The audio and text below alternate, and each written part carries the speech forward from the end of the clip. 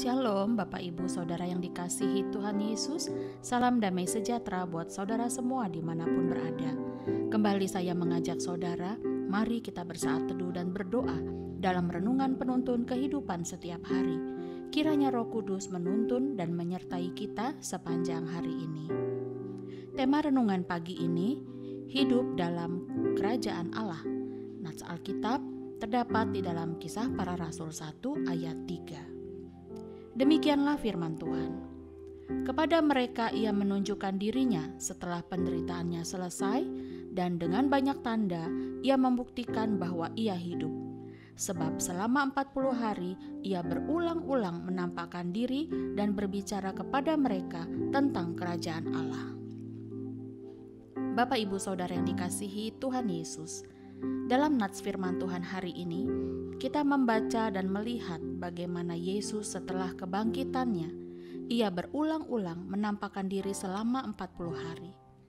Dan Yesus berbicara kepada mereka tentang kerajaan Allah. Kalau Tuhan Yesus berbicara tentang kerajaannya secara berulang-ulang, berarti ini mengandung sesuatu yang sangat penting.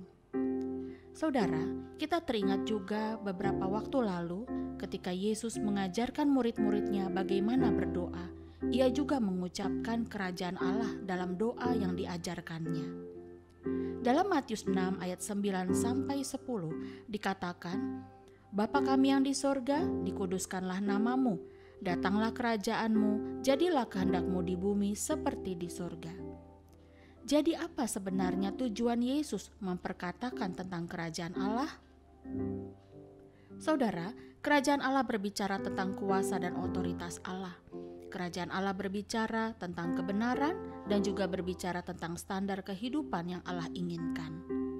Jadi Allah merindukan agar kerajaan Allah benar-benar dapat berkuasa dan memerintah dalam setiap hati orang percaya untuk melakukan kehendak Tuhan. Saudaraku yang dikasihi Tuhan, hari-hari ke depan ini, masalah demi masalah, goncangan demi goncangan, bahkan penyakit dan perang masih menimpa bumi ini dengan luar biasa. Ibrani 12 ayat 26-29 mengatakan bahwa waktu itu suaranya menggoncangkan bumi, tetapi sekarang ia memberikan janji, satu kali lagi aku akan menggoncangkan bukan hanya bumi saja, melainkan langit juga. Ungkapan satu kali lagi menunjuk kepada perubahan pada apa yang dapat digoncangkan, karena ia dijadikan supaya tinggal tetap apa yang tidak tergoncangkan. Saudara, apa yang tidak dapat digoncangkan? Ya, yang pasti yang tidak dapat digoncangkan adalah kerajaan Allah, saudara. Karena jelas sekali firman Tuhan menunjuk baik alam semesta, tatanan dunia ini, termasuk segala makhluk hidup dan orang-orang yang tinggal dalam gelimang dosa akan ikut digoncangkan oleh Allah pada saat Yesus Kristus datang yang kedua kali. Tetapi kalau kerajaan Allah ada di dalam setiap hati orang, maka pertobatan dan perubahan hidup yang baru ada dalam orang itu. Jadi kalau Yesus ada di dalam hati kita sebagai Raja, sudah tentu kita tidak akan turut digoncangkan. Sebab Ibrani 12 ayat 28 berkata, jadi karena kita menerima kerajaan yang tidak tergoncangkan, marilah kita mengucap syukur dan beribadah kepada Allah menurut cara yang berkenan kepadanya dengan hormat dan takut. Mari sama-sama kita perhatikan kehidupan kita hari-hari ini, saudara. Apakah kerajaan Allah telah turun ke dalam hati kita? Apakah kerajaan Allah telah turun ke dalam rumah tangga kita, dalam pekerjaan, usaha, bahkan pelayanan kita di gereja? Apakah kerajaan Allah dapat kita wujudkan dalam hubungan kita dengan sesama?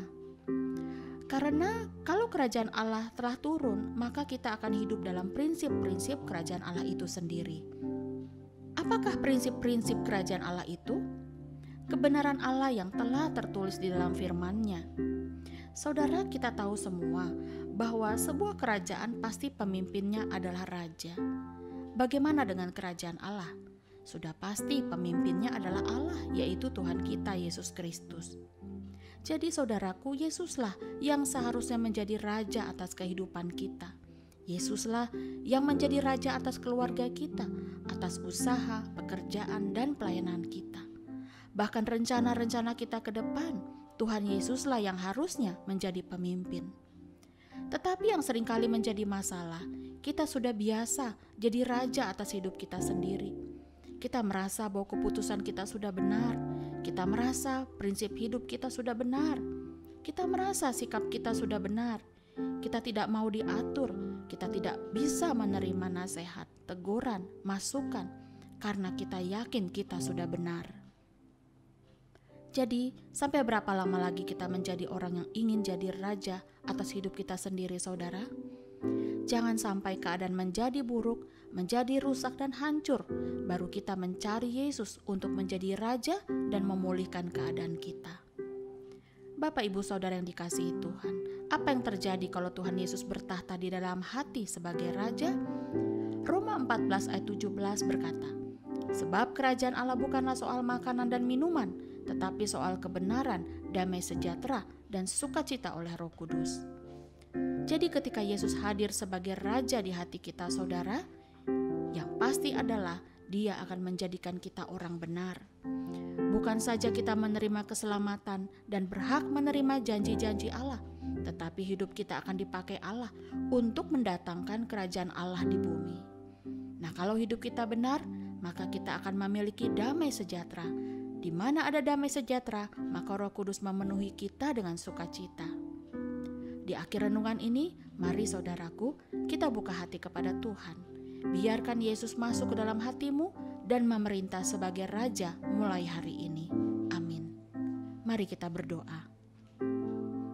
Tuhan Yesus yang baik, kami bersyukur atas kebenaran firman-Mu yang membuat kami mengerti bahwa kerajaan-Mu harus turun ke dalam hati kami.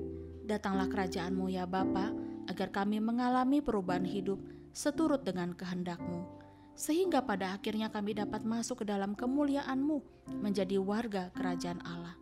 Terima kasih ya Bapa, di dalam nama Tuhan Yesus kami berdoa. Amin. Kiranya berkat yang sempurna dari Allah Bapa, kasih karunia dari Tuhan Yesus Kristus, dan persekutuan yang indah dengan Roh Kudus menyertai kita dari sekarang ini dan sampai selama-lamanya. Maju terus dalam tuntunan Tuhan saudara, tetap semangat, sampai jumpa esok hari di penuntun kehidupan setiap hari, dan Tuhan Yesus memberkati.